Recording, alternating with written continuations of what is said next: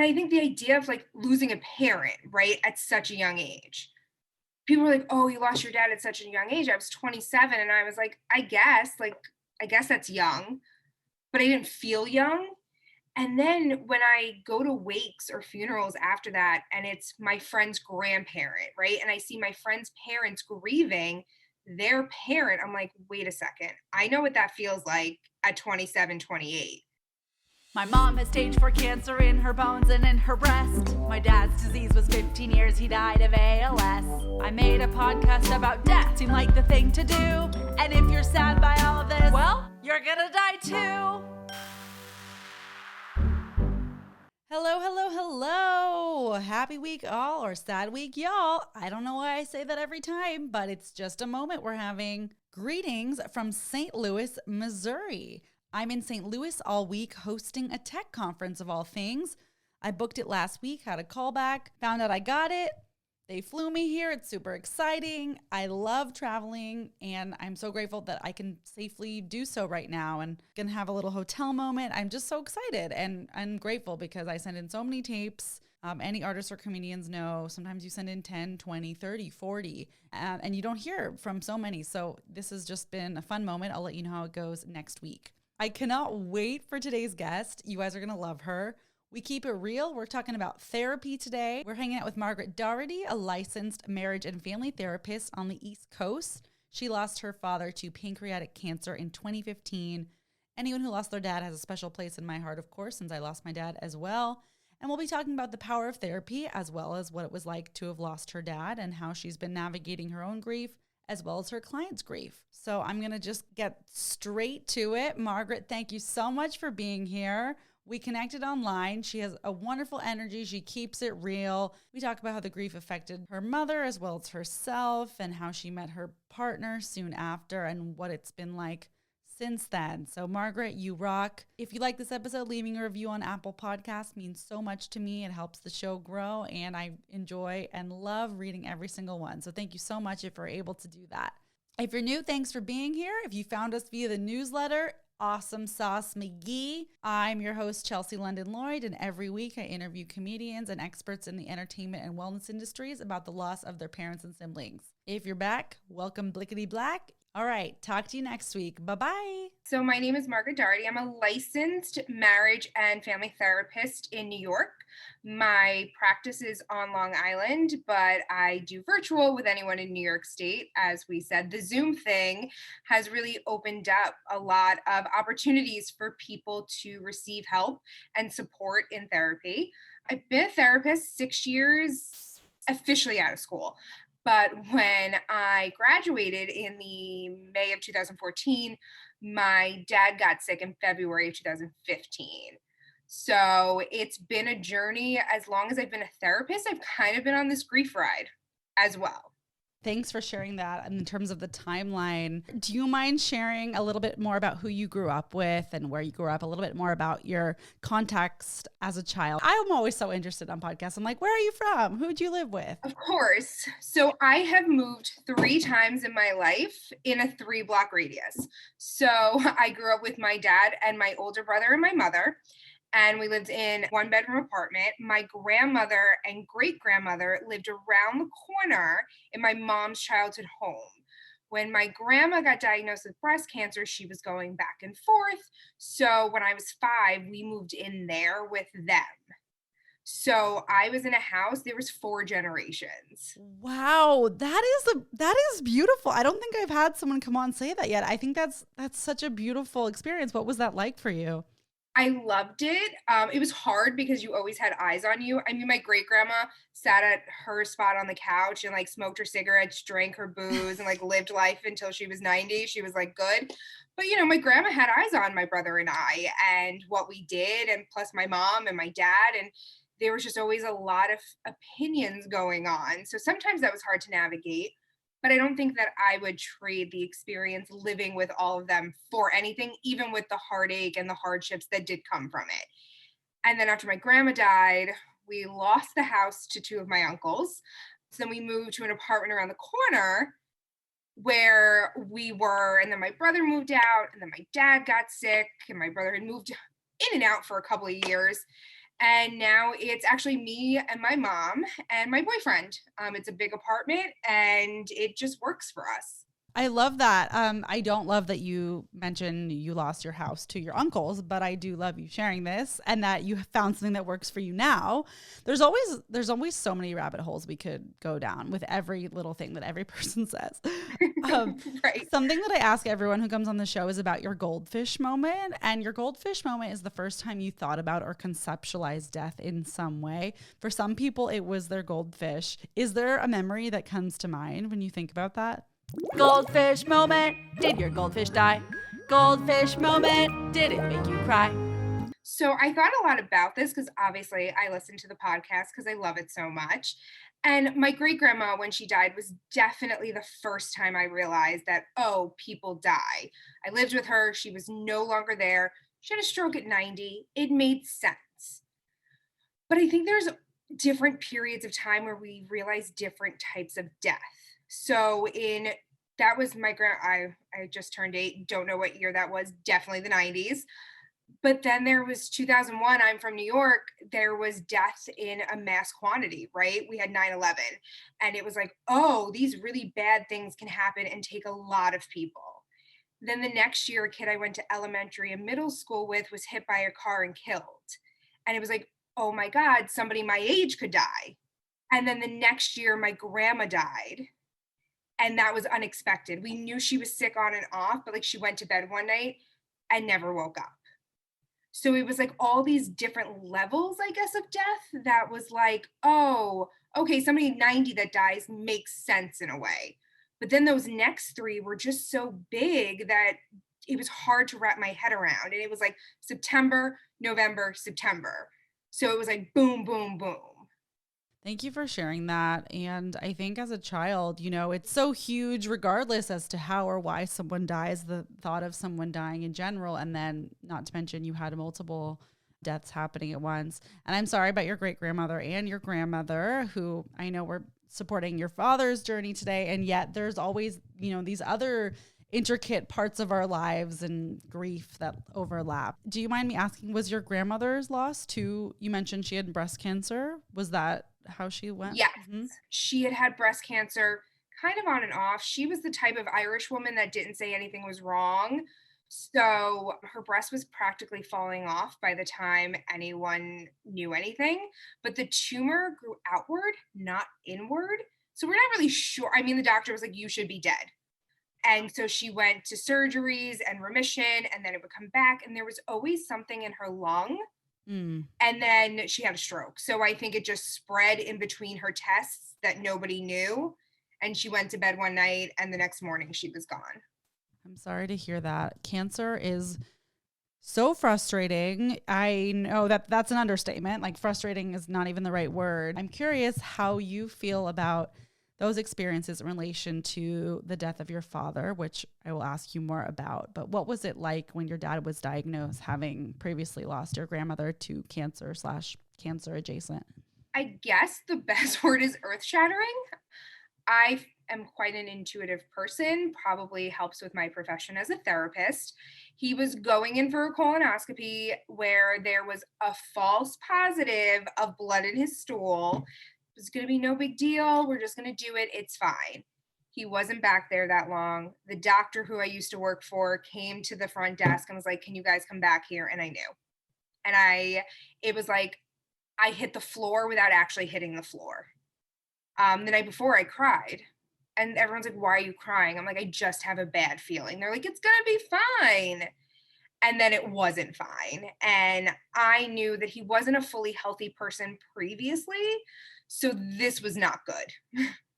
And so what was it like when you found out, oh, okay, there's this false positive? And then were they like, oh, I'm so sorry, we're incorrect? I mean, it's interesting to me, doctor's bedside manner, if you care to speak to that. So the story actually gets a little worse. So he got diagnosed with a colon cancer and they were like, no big deal. We're going to go in, we're going to take it out. Maybe he'll need chemo. We'll be fine. So he did the MRI. He did the whole thing leading up to surgery. Mm-hmm. And the MRI, they told Me, it came back fine because I knew the doctor. I called him. What are the results? Everything is fine. We're going to go ahead in surgery. Okay. Surgery went great. His recovery was very rough.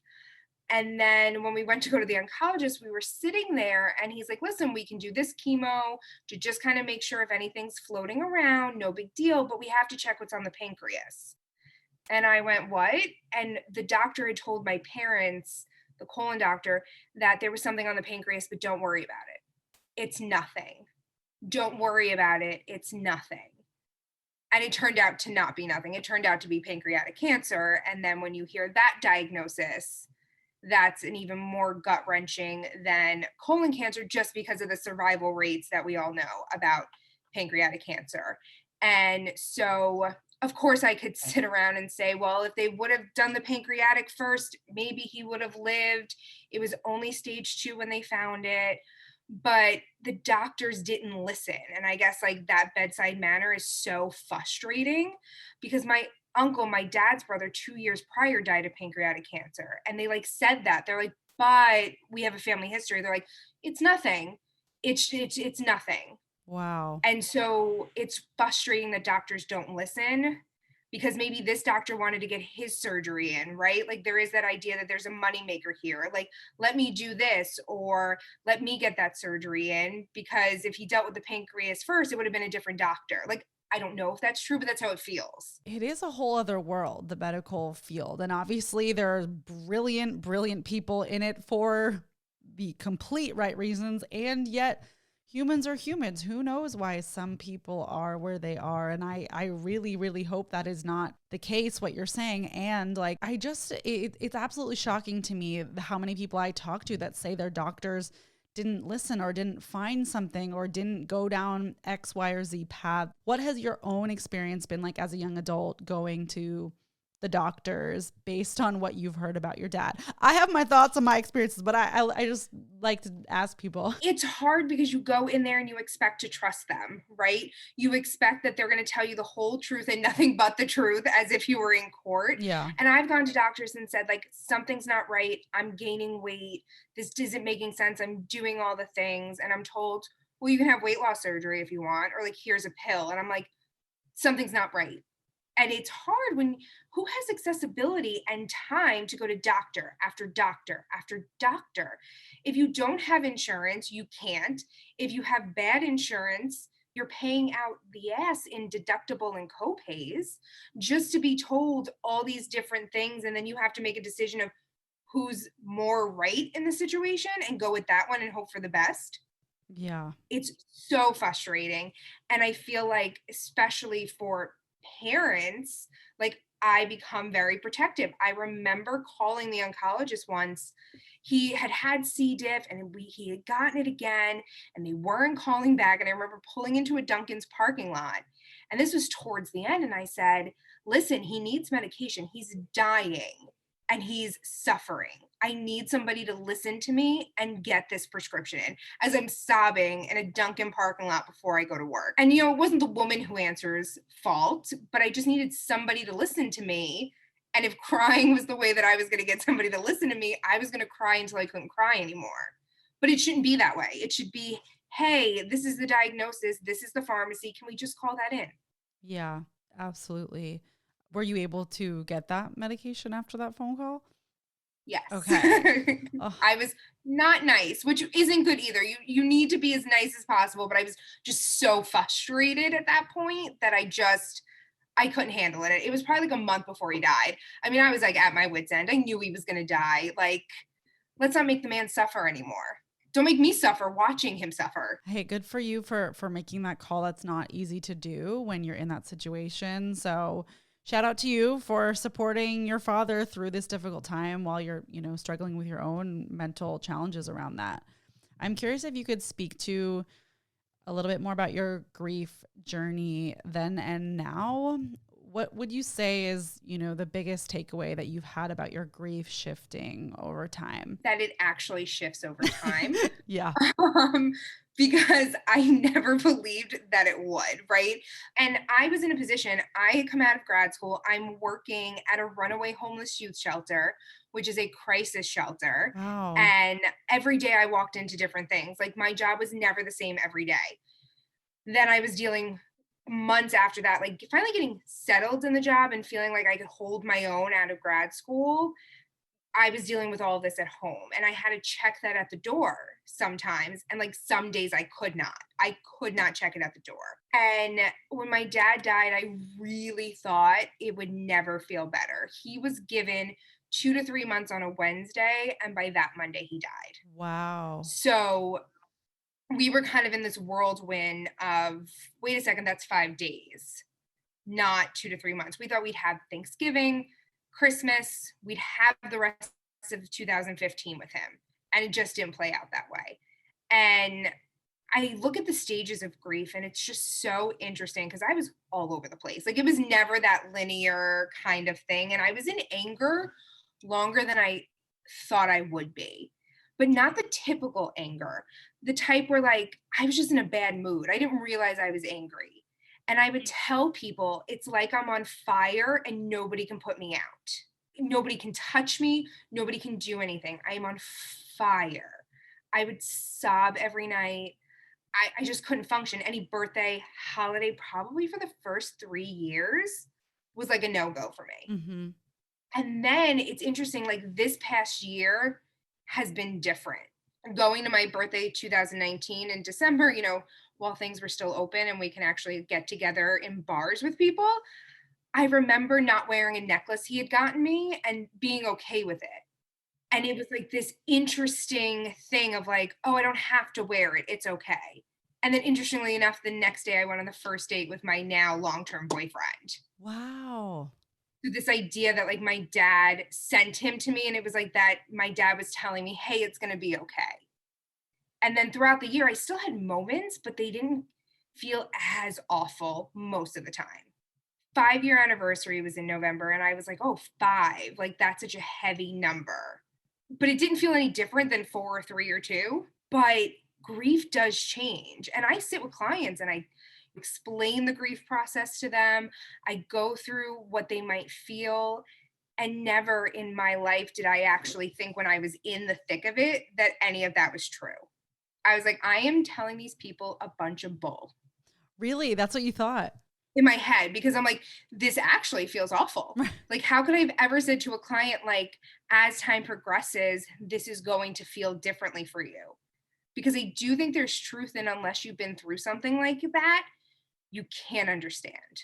Right. It is pretty unique to not only your individual grief experience, but also just like the weight of that tragedy. And I think that people who've experienced other very traumatic things would be the second closest group. And yet even that, it's just like apples and oranges of traumatic experiences. And I think the idea of like losing a parent, right, at such a young age. People were like, oh, you lost your dad at such a young age. I was 27. And I was like, I guess that's young, but I didn't feel young. And then when I go to wakes or funerals after that, and it's my friend's grandparent, right? And I see my friend's parents grieving their parent, I'm like, wait a second. I know what that feels like at 27, 28. My friends don't know what that feels like. They're upset their grandparent's gone. I was devastated when my grandma died. I thought that was the worst pain in the whole world. And then my dad died, and I was like, whoa, I understand something at 27 some people don't have to deal with until their 50s. Mm-hmm. Yes. And that's anger producing too.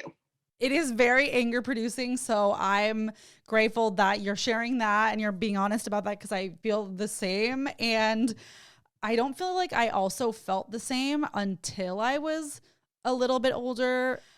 When my dad died, I was 19 and it wasn't really on my radar that, I mean, I knew it was a big deal, but then once you get to be in your 20s, you're like, oh, it's been over 10 years and I don't have a best friend who has lost a parent. So I'm curious what your experience has been like with friends. Has there been someone in your life that has really stepped up and been extra supportive, even though they might not have understood? Have you had frustrations with people not asking you questions? I feel like that stuff is helpful for people to hear who might be feeling alone right now.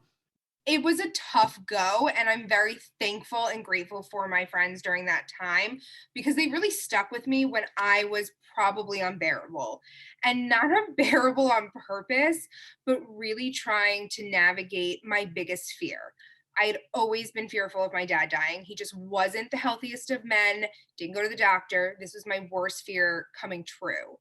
But my best friend Katie, I've been friends with her since childhood, and our moms are best friends. So when we were at the hospice, I called Katie's mom and I said, "You need to come here after work. I think this is it," which again, nobody expected. So they came, and then I had to bring my brother home because he drove in from Pennsylvania. He's like, "I don't have funeral clothes. Like, I have to go home." So I was like, "All right, mom, I'll go and take him to the car and then I'll come back," because my dad was still alive at that point. And Katie and her mom were there. And I got home and I showered and I got out of the shower and the phone rang and I knew he was gone.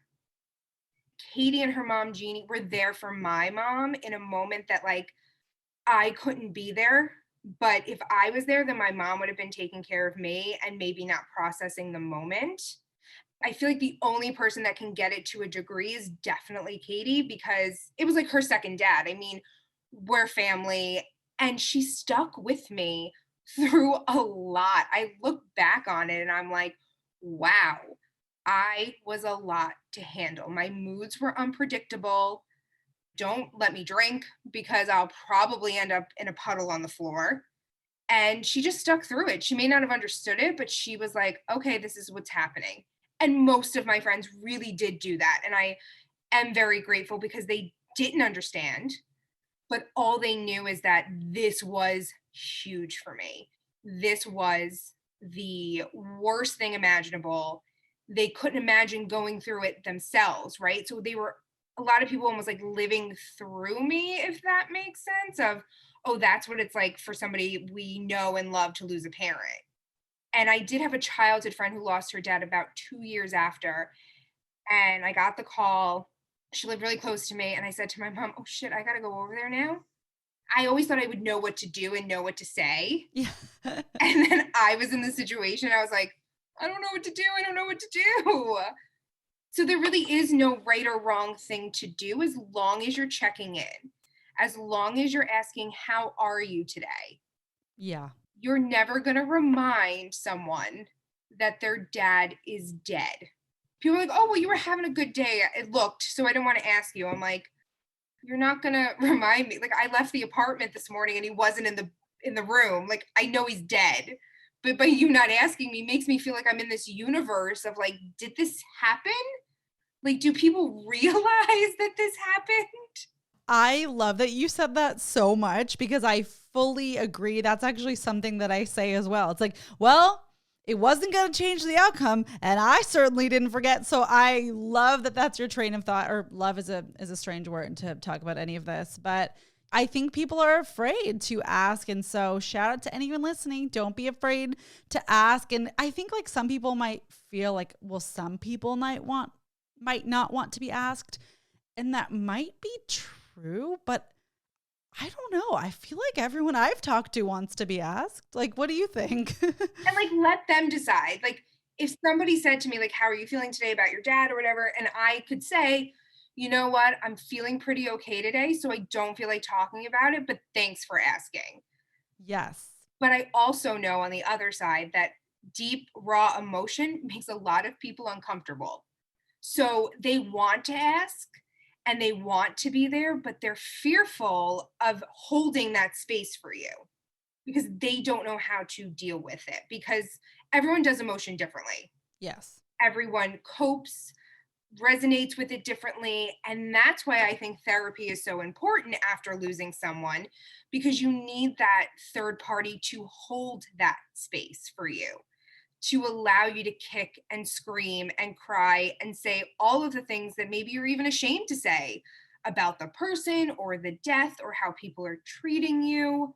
You need to have that open forum for yourself in knowing that it's okay to grieve however you need to grieve. 100%. Thank you for saying that. And I'm glad that you brought up therapy. I'm excited to talk more about that with you as a therapist yourself. So first I'd be interested in knowing what your own experience was like, perhaps seeking therapy of some kind. And next, I would like to ask what it's been like to hold space for clients who are currently grieving the loss of their fathers specifically. So when my dad got sick, I was like, okay, I probably should go to therapy because my uncle had also gotten sick around the same time. And I was like, okay, this is a lot because it was my mom's brother that we still stayed in contact with. I went to somebody 4 times. You always give a therapist 3 to 4 times because you are learning about each other. But I went in and I said, my dad got cancer and my uncle died. Like all in the same week was my dad's surgery and my uncle dying. And she said, wow, I didn't expect that to happen. And I was like, me either, which is why I'm here. And I never went back. And then I was like, I'm just going to do it on my own. I can do it on my own. I'm too busy. Even as a therapist, I was like, oh, I have the skills. I went to school for this. I know how to cope with things. No, I didn't. I can remember sitting with all this anxiety and going, why can't I breathe my way through this? Why can't I meditate my way through this? I know all the steps. So when my dad died, I knew I had to go, but it was just so raw. He died the week before Thanksgiving. Then it was Christmas time. But I think it was the day after Christmas, I went to a party down the block at the local bar and with family and friends. And I was sitting there and somebody was talking to me about it and I couldn't hear anymore. And I was like, I need to go home. And like I picked up my stuff and I left. And I had a pretty bad panic attack, like laying on the floor in the apartment, sobbing. And I was like, I cannot do this anymore. Found a therapist, went 5 days later. And it was the best thing I ever could have done because I needed space to grieve in a way that I felt I couldn't anywhere else. My mom was taking care of me. She's an angel of a woman. She put her own feelings aside because I was the mess, so to speak. And I needed to do it on my own to give her space to grieve her husband. Like she had a major loss too. This wasn't just about me losing my father. It was about her losing her husband. So it was really important for me to learn how to cope and help her cope, right? Give her a little space, take care of her a little bit. I mean, although she's mom and her role is to take care of me, she was hurting too. And when I started seeing private clients, I did not advertise grief. I mean, something I learned about and dealt with. And I was getting a lot of young 20-something-year-olds who happened to lose their parents Wow. and their fathers, especially. And I was like, this is interesting. Never thought in any capacity. And some therapists do this, some don't. But I think sometimes when somebody's dealing with a loss, it's okay to say, hey, I've had that experience too. Yes. Like I had a 17-year-old client, she lost her dad when she was 8. To join with her and get her to understand that I actually understood. I was like, I know what you're talking about. I didn't lose my dad when I was 8, but I lost him when I was 27, just a few years ago.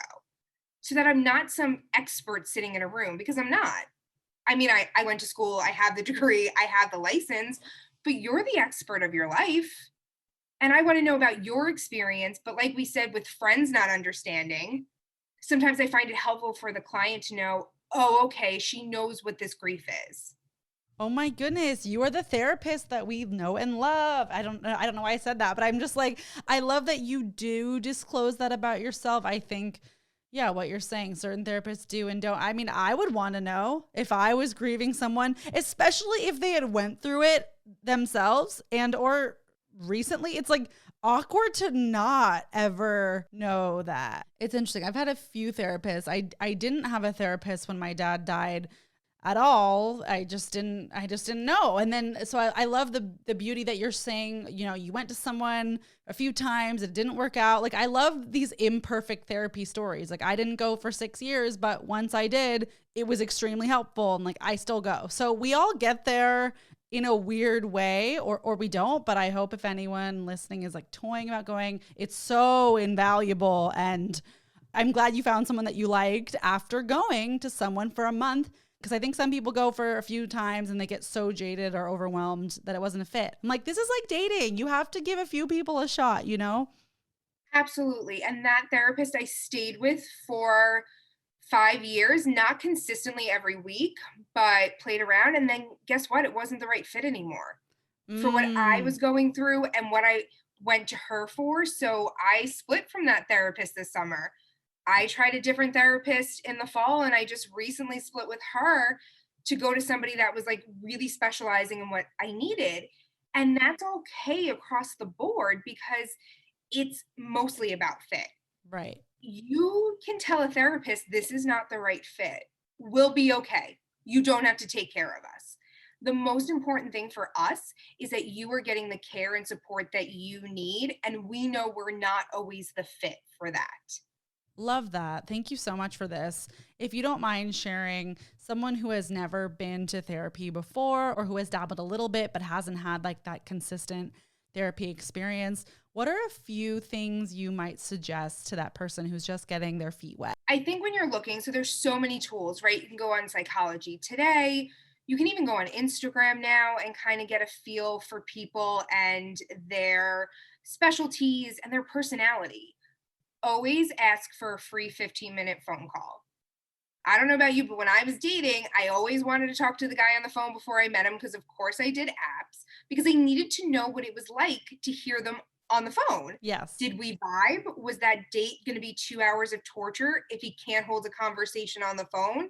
What if he had a Pee Wee Herman voice and I didn't know before I showed up?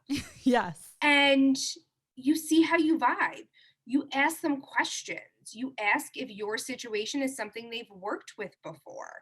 It is so, so important to interview almost your therapist Yeah. because you're spending time and money to be vulnerable with somebody about some of life's toughest moments. We know that that's hard. So we value when you put the work in or the effort to say, I just want to talk to you for 15 minutes. I have some questions. And we'll ask you some questions. And then you think, oh my goodness, this is the best fit ever. And you go to 2 sessions and you're like, nope, this doesn't feel good. You can stop seeing that therapist.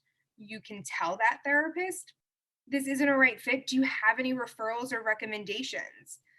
The therapist should give them to you, ethically should give them to you.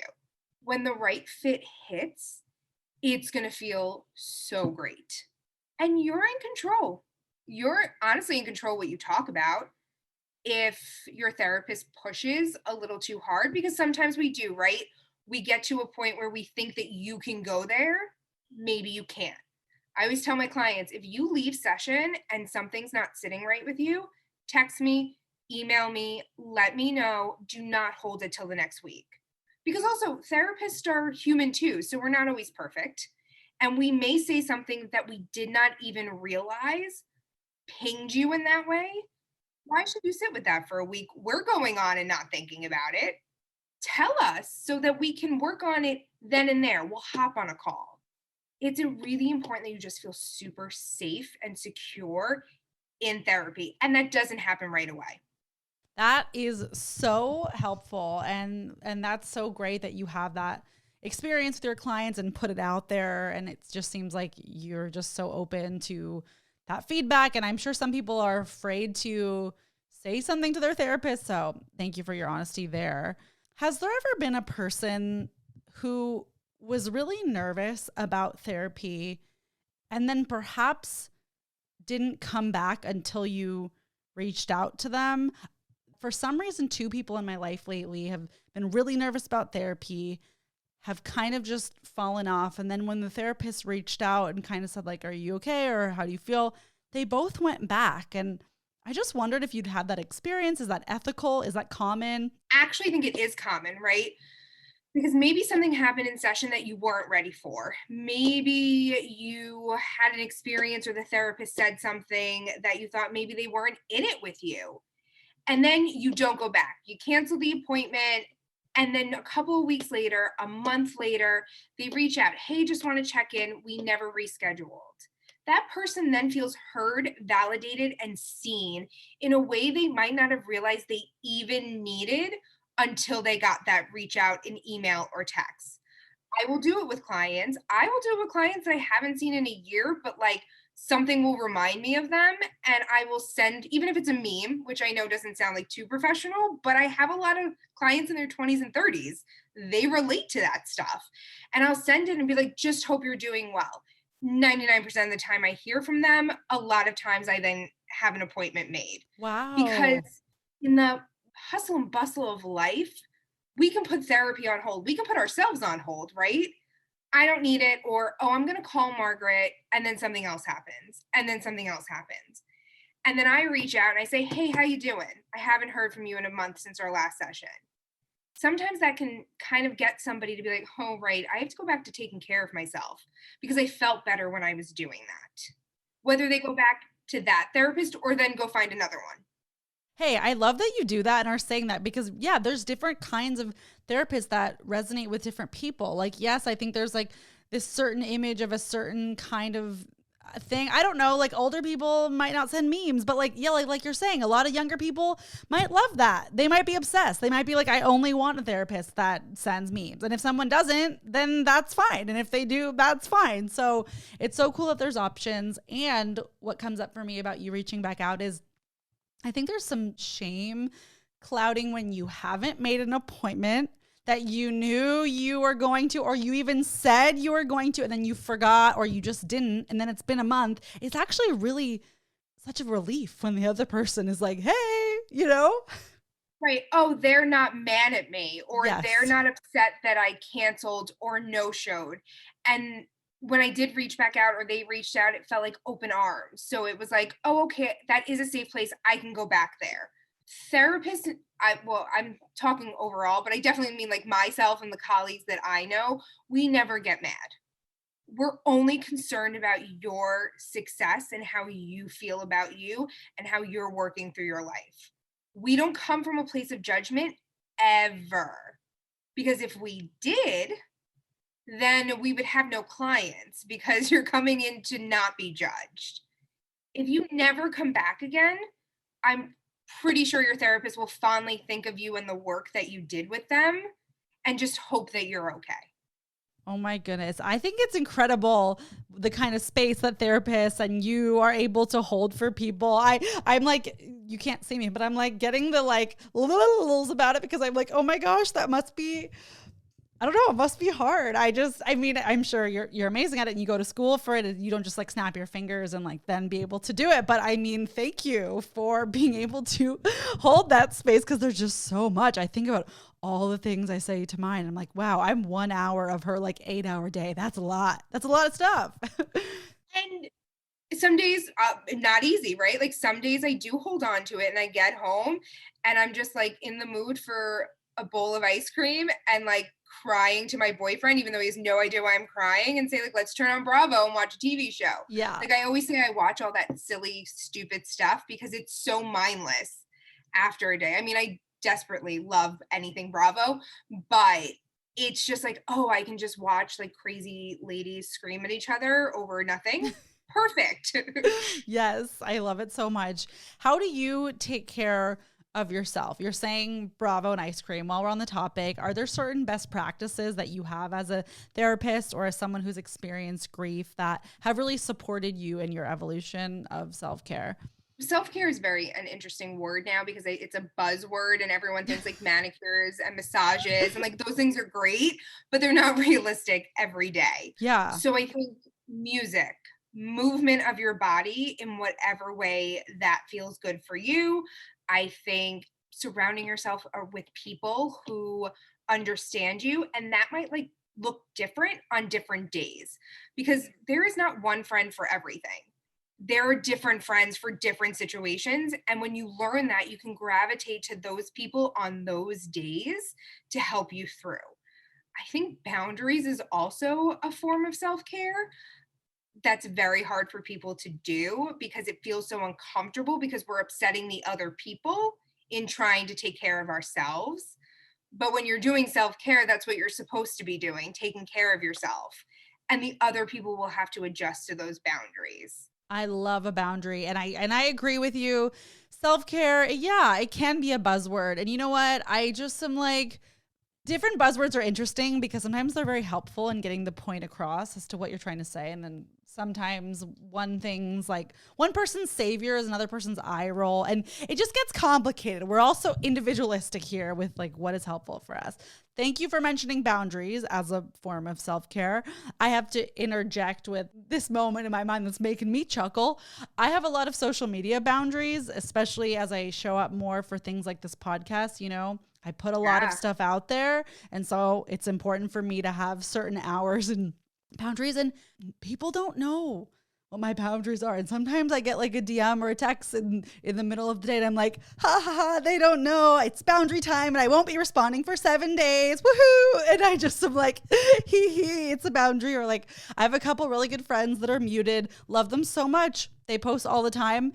It's amazing for their business or whatever, but it's overwhelming. I'm like, I love you so much. You don't know that you're muted, but I love you. And it's just like, you have to laugh because, you know, your boundaries. I love that because you're really taking care of yourself in these small little ways.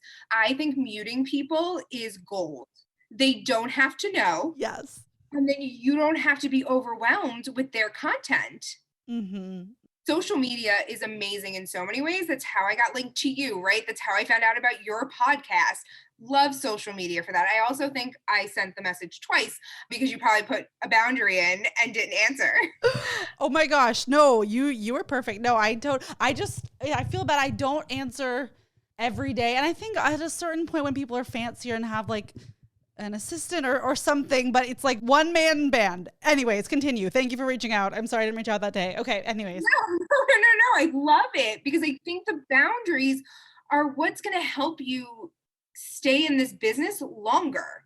The burnout rate of all this stuff is crazy. We don't need to be posting reels every day. We just don't. I think sometimes they're really helpful, but sometimes they're a lot. And I don't want to see it all day, every day. On my own therapist social media, sometimes I'm really on it and posting a lot. And other times I just can't because I have all of my clients, my own life. And like the idea of picking up a smaller screen after staring at a big screen all day is like, no, I don't want to today. It's not going to happen. And people might get upset about that. People might not look at my Instagram because they're like, oh, she's not that active. That's okay. Because I do that for me and for people that do want to see my content when I post it. And this podcast and social media is only one part of your career. You have so many other things going on all the time. Absolutely. And hey, I love that you're saying this. And I love that you have your mental health things and things that you put out online. I mean, kudos to you when you do have so many clients and like you're saying, this full life. I think it's not all or nothing. Like active and this many times a day and a week. I don't know. With social media, my favorite word is balance. It is a balance. If you have a phase in your career or your year where you're being more active, that's fine. Then maybe for a few months, you can just calm it down. Let's just be balanced. Like you can do it. Like go girl, live your life. Like do the things. I do the things. I also don't do the things because the word is balance. So it's all the B words: balance, boundaries. Yes, balance and boundaries. A web series. Who is directing? Should I write it? It's not a creative title, but is also relatable. So since it is the Dying of Laughter podcast, I do like to ask if there is a comedic, funny, or lighter hearted moment that comes up for you surrounding your experience pertaining to cancer and grief. Also, if not, that is okay. And then we move on. But I do like to ask. Mm-hmm. I don't know if people are, there's two. Okay. So people are going to think this is probably a little messed up. But when my dad was sick, we had to talk to my dad about what we were going to do when he died. Are we burying you or are we cremating you? We come from a Catholic family. We only bury people. He wanted to be cremated. Okay. Dad, what do you want to do? Well, I want to be cremated so I feel the fires of hell before I get there. Stop! I love your dad. That is amazing. I don't know if amazing is the right word, but that's what comes up for me. But it's like so to the point of like who he was. And he was joking, but he said it with like such a serious face. We were like, oh, okay. And then the day in hospice, Katie got there, and Katie doesn't like chocolate. So there were sugar cookies like in the other room. And I was like, oh, Kate, go get a sugar cookie. They're to die for. And my brother was like, what did you just say in a hospice? And I was like, oh, you're right. They're really good sugar cookies, though. You should go get one. So I think humor sometimes is what helps, at least me, get through in my sarcastic sense of humor, to just remember those moments, especially because my dad was so sarcastic that when I do those things, I'm like, oh, he would think that that was funny.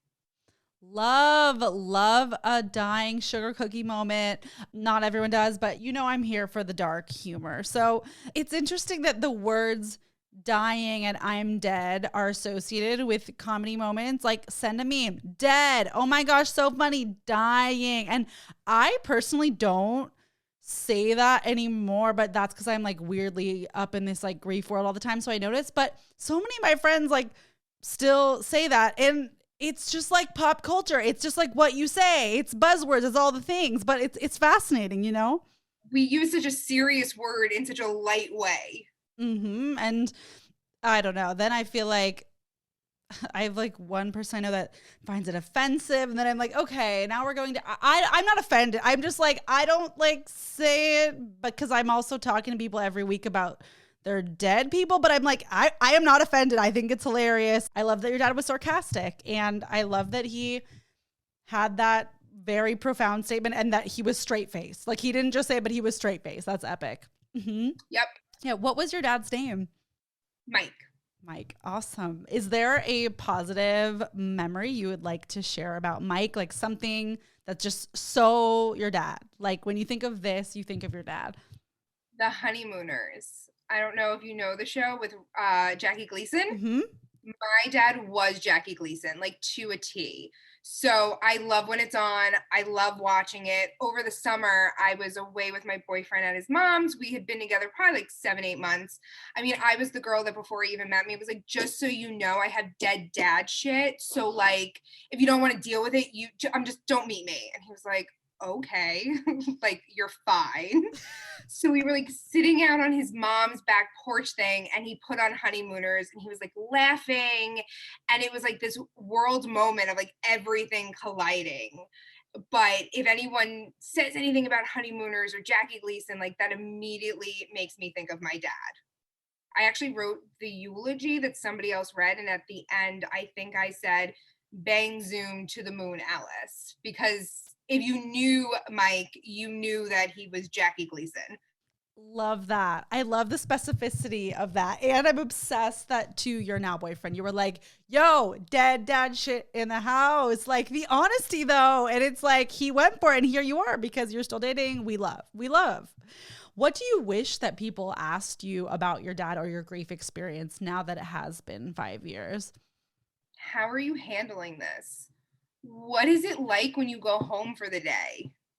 Like people knew it was hard and it was bad, but I think the only person that knows how bad was my mom because she was there for all of it. I guess when the days were ending, somebody to be like, how are you doing now?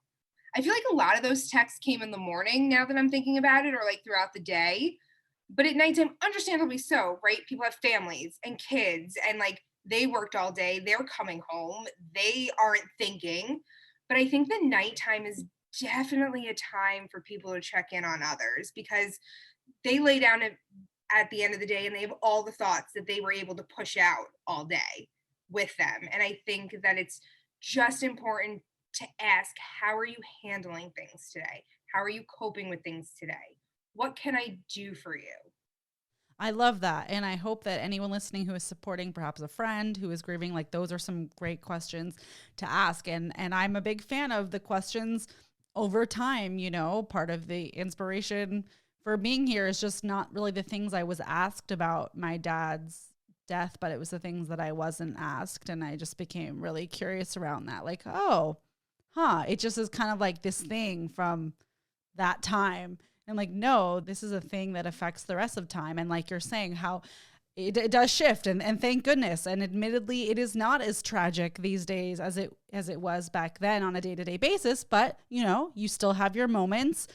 few times a whatever, whether it's a few times a month or a few times a year, where you're just like, damn, that's heavy. So I am sorry again that you lost your dad at such a young age and in the way that you did. And I appreciate you being here and sharing more of his story. Before I ask you about some resources and where people can find you, is there something else that you wish that I had asked you about your grief experiences, or any closing thoughts for listeners about losing your dad? I think just knowing that everyone is going to have a great loss in their life, and that is some people's worst nightmare. That is something some people don't even think about. But at some point in your life, it doesn't necessarily have to be a parent. You are going to lose someone, or even a pet, that just means the world to you. And there's going to be this switch that goes, and you're going to go, oh my God, that's what those people felt.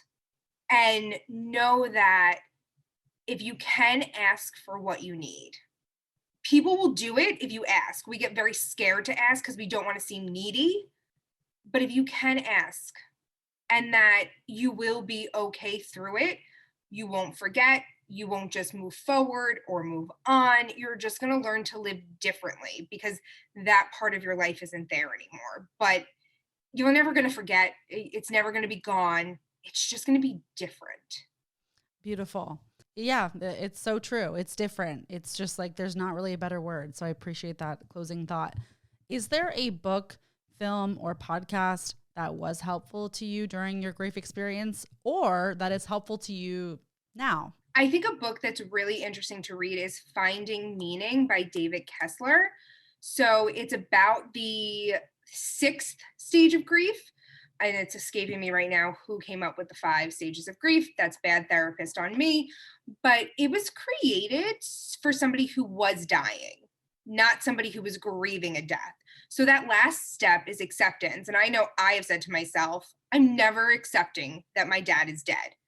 I can live with it. I can learn to move around it. I'm never accepting it because it hurts. But David Kessler comes out with this idea of finding meaning in the loss. And I find that really powerful. What can I do with the loss now that it's happened? So it is a little therapy-ish, but I do think the concept and the idea is really beautiful. I love that. I've actually been recommended that book several times and have not read it still. So thank you. Once someone says something to me for the 3rd time, I'm like, okay, this is a sign. So thank you for this rec. I'm also just wondering, have you read the book? Maybe you should talk to someone about therapy. I have. I actually read it over quarantine. I loved it. And there's so much that's so true to it. And I think it just gives a little glimpse in a fictional way, right? Yeah. Of what it's like to be a therapist, and that therapists don't have everything together. And it's hard because there are a lot of judgments about the clients in it that I felt sometimes could be a little harsh and might deter somebody from going to therapy. But overall, I thought the book was a great experience to read as a therapist. And I think if you're looking to just kind of see what therapy might be like, it's a good read.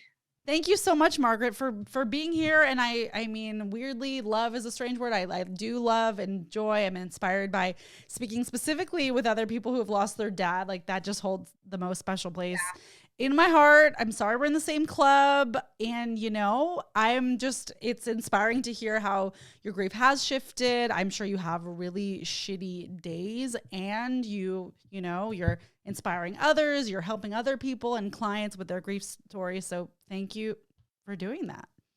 Well, thank you. I've really enjoyed being on here and talking to you, talking a little bit about my dad and just therapy in general. I'm super passionate about it. We could talk about therapy forever. Love it. Where can people connect with you online, or if they are in the state of New York, reach out to work with you, if that is okay to share? Of course.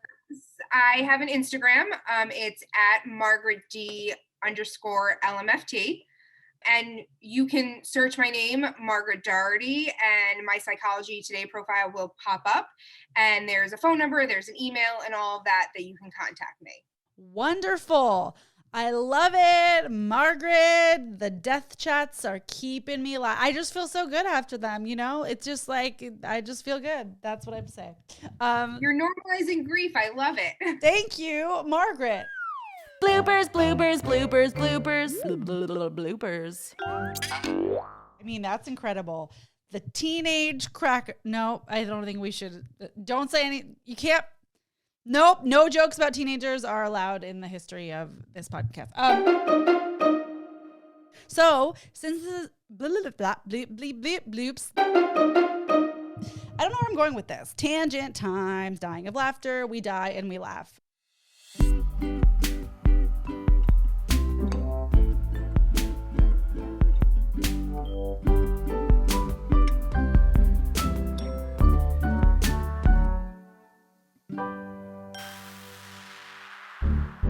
Yodo, you only die once.